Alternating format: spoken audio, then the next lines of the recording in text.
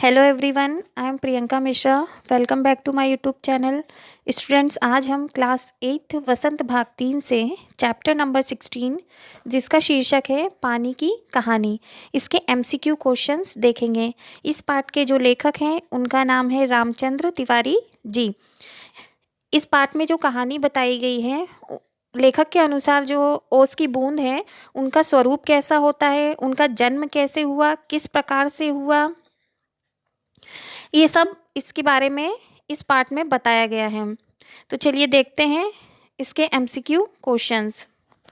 Question first, गर्मियों के दिन सरिता के रूप में कौन से दिन बड़े मज़े के थे? इसके ऑप्शन से ए बरसात के दिन, बी गर्मियों के दिन, सी पानी सूखने के दिन, डी जब भूमि को काटने और पेड़ों को खोखला कर गिराने का मौका मिलता था। तो इसका राइट आंसर क्या होगा? कैसे थे गर्मियों के दिन? जब भूमि को काटने और पेड़ों को खोखला कर गिराने का मौका मिलता था। इसका राइट आंसर ऑप्शन डी होगा। देखते हैं नेक्स्ट क्वेश्चन।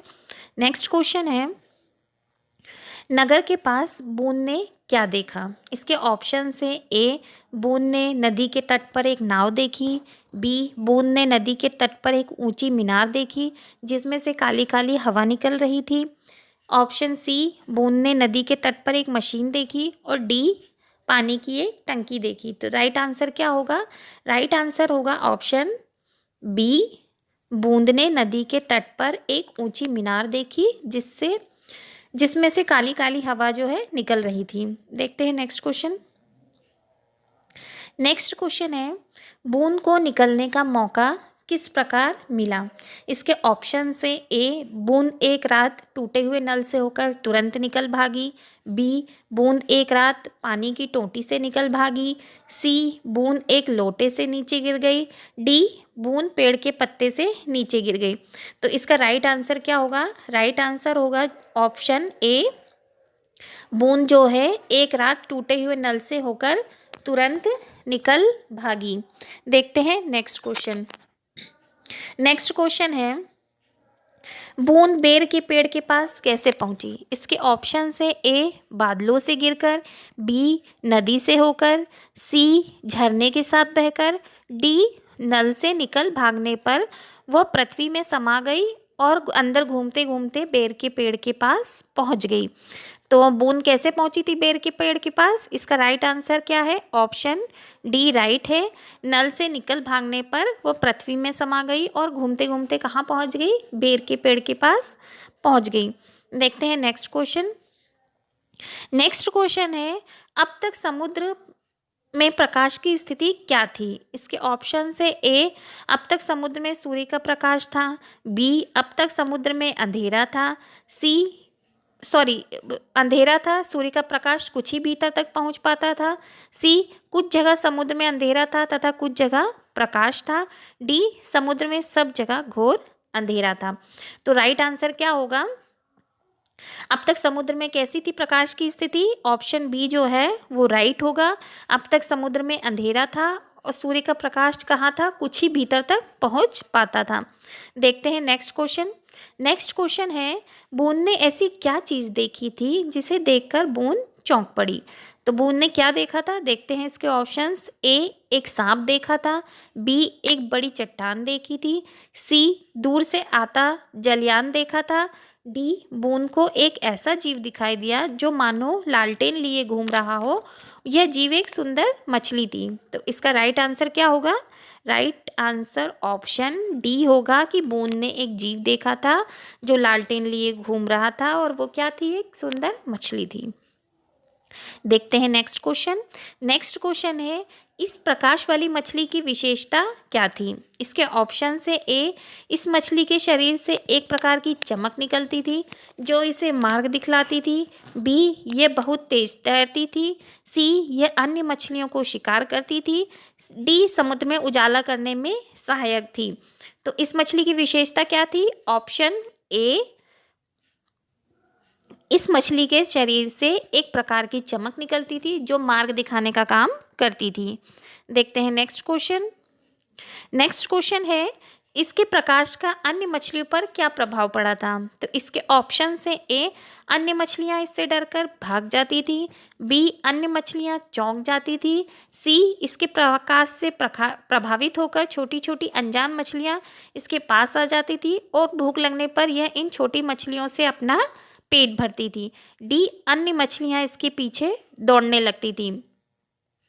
तो इस मछली का जो है अन्य मछलियों पर क्या प्रभाव पड़ा था? इसका ऑप्शन जो है सी सही होगा। इनके प्रकाश से छोटी छोटी मछलियां जो प्रभावित होकर उनके पीछे आने लगती थी और ये जो है उनको भूख लगने पर उसे खा लेती थी। देखते हैं नेक्स्ट क्वेश्चन। नेक्स्ट क्वेश्चन है हमारा, उस पिंड की भीषण आकर्षण शक्ति का क्या असर हुआ? इसके ऑप्शन से ए, कुछ असर नहीं हुआ, बी, पिंड का एक भाग टूट गया, सी, उस पिंड की भीषण आकर्षण शक्ति से सूर्य का एक भाग टूटकर उसके पीछे चला गया, डी, पिंड टकरा गया। तो क्या असर हुआ था? असर ये हुआ था ऑप्शन सी, उस पिंड की भीषण आकर्षण शक्ति से सूर्य का एक भाग टूटकर पीछे चला गया। देखते हैं नेक्स्ट क्वेश्चन। नेक्स्ट क्वेश्चन है, हमारी पृथ्वी से कौन सा टुकड़ा है और किसका टुकड़ा है? तो इसके ऑप्शन से ए, चांद का टुकड़ा, बी, सूर्य का टूटा हुआ कुछ भाग कई टुकड़ों में टूट गया, उन्हीं टुकड़ों में से एक हमारी पृथ्वी बन गई, सी, शनि ग्रह का टुकड़ा, डी, मंगल ग्रह का टुकड़ा। तो हमारी पृथ्वी क्या है? ऑप्शन बी जो है राइट आंसर है। सूर्य का टूटा हुआ भाग कई टुकड़ों में टूट गया और उन्हीं टुकड़ों में से एक हमारी पृथ्वी बन गई है। तो राइट आंसर ऑप्शन बी होगा। देखते हैं नेक्स्ट क्वेश्चन। नेक्स्ट क्वेश्चन है, सूर्य के पास आने पर पिंड कैसा लग रहा था?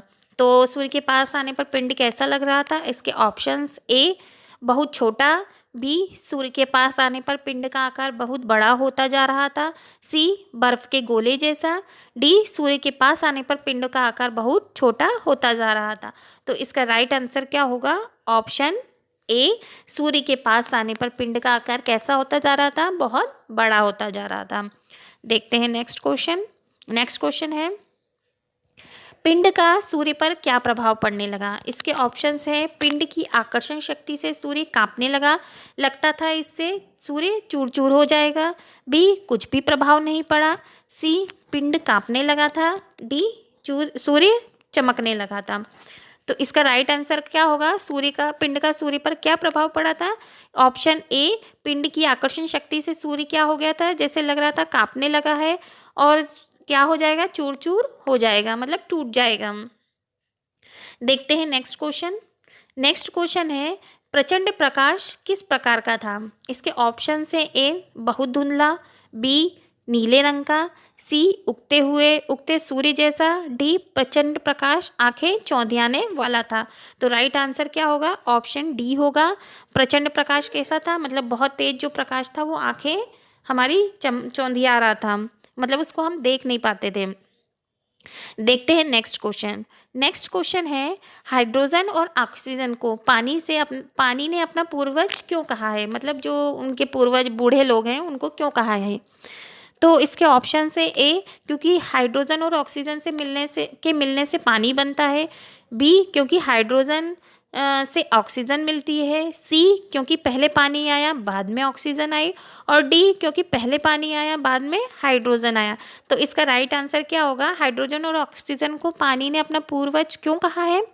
क्योंकि हाइड्रोजन और ऑक्सीजन मिलते हैं तो क्या बनता है? पानी बनता है। तो राइट आंसर क्या होगा? ऑप्शन ए राइट होगा। देखते हैं नेक्स्ट क्वेश्चन। नेक्स्ट क्वेश्चन है, ओस की बूंद लेखक को आप बीती सुनाते हुए किसकी प्रतीक्षा कर रही थी? तो इसके ऑप्शन से नदी की प्रतीक्षा कर रही थी, बी, बेर के पेड़ की प्रतीक्षा कर रही थी, सी, सूर्य की प्रतीक्षा कर रही थी, डी, लेखक की प्रतीक्षा कर रही थी। तो बूंद जो है किसकी प्रतीक्षा कर रही थी? बूंद ऑप्शन सी, सूर्य की प्रतीक्षा कर रही थी। राइट आंसर ऑप्शन सी होगा। देखते हैं नेक्स्ट क्वेश्चन। नेक्स्ट क्वेश्चन है, ओस की बूंद क्रोध और घृणा से क्यों कांप उठी?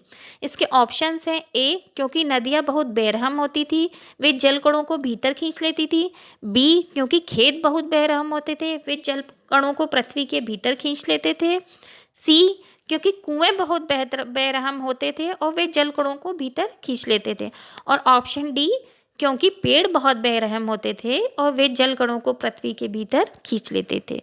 तो राइट आंसर क्या होगा इस क्वेश्चन का? राइट आंसर ऑप्शन डी होगा, क्योंकि पेड़ जो थे वो बहुत बेरहम थे और जल कणों को पृथ्वी के अंदर खींच लेते थे।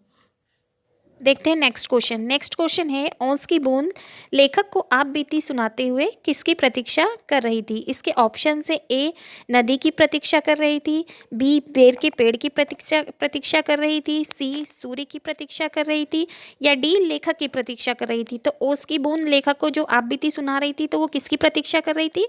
राइट आंसर क्या है? ऑप्शन सी सूर्य की प्रतीक्षा कर रही थी। देखते हैं नेक्स्ट क्वेश्चन। नेक्स्ट क्वेश्चन है, ओस की बूंद ने समुद्र में क्या नहीं देखा? इसके ऑप्शन से ए घोंघा, बी पेंगुइन, सी कई कई कई मन भारी कछुए, कई मन भारी मतलब बहुत भारी कछुए, डी जालीदार मछलियाँ। तो ओस की बूंद ने समुद्र में क्या नहीं देखा था? राइट आंसर क्या है? ऑप्शन बी, उसने क्या नहीं देखा था? पेंगुइन नहीं देखी थी। देखते हैं नेक्स्ट क्वेश्चन। नेक्स्ट क्वेश्चन है, लेखक को ओस की बूंद कहाँ मिली? इसके ऑप्शन से ए नीम के पेड़ पर मिली, बी पीपल के पत्ते पर मिली, सी केले के पत्ते पर मिली, डी बेर की झाड़ी पर मिली। तो लेखक को ओस की बूंद कहाँ पर मिली थी?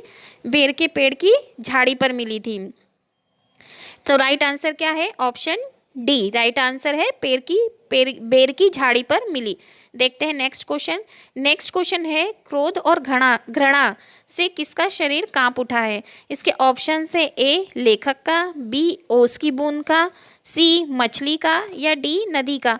तो क्रोध और घृणा से किसका शरीर कांपा था? ऑप्शन बी राइट होगा इसका आंसर, मतलब ओस की बूंद का जो है क्रोध और घृणा से शरीर कांप उठा था। अब देखते हैं नेक्स्ट क्वेश्चन। नेक्स्ट क्वेश्चन है, नदी तट पर ऊंची मीनार से किस रंग की हवा निकल रही थी? इसके ऑप्शन से ए भूरे रंग की, बी काली काली, सी बैंगनी, और डी नीली। तो इसका राइट आंसर क्या होगा? कैसी हवा निकल रही थी? ऑप्शन बी काली काली हवाएं निकल रही थी। तो स्टूडेंट्स, इस चैप्टर के एमसीक्यू क्वेश्चंस होते हैं जो भी, वो अब ख़त्म हो गए हैं। अब मैं आपको नेक्स्ट वीडियो में इसके क्वेश्चन आंसर बताऊंगी। अगर आपको हमारी वीडियो अच्छी लगती है तो प्लीज़ हमारे चैनल को सब्सक्राइब करिए, अपने दोस्तों के साथ शेयर भी करिए और हमारे चैनल को लाइक भी करिए। तो बाय बाय स्टूडेंट, मिलते हैं नेक्स्ट वीडियो में।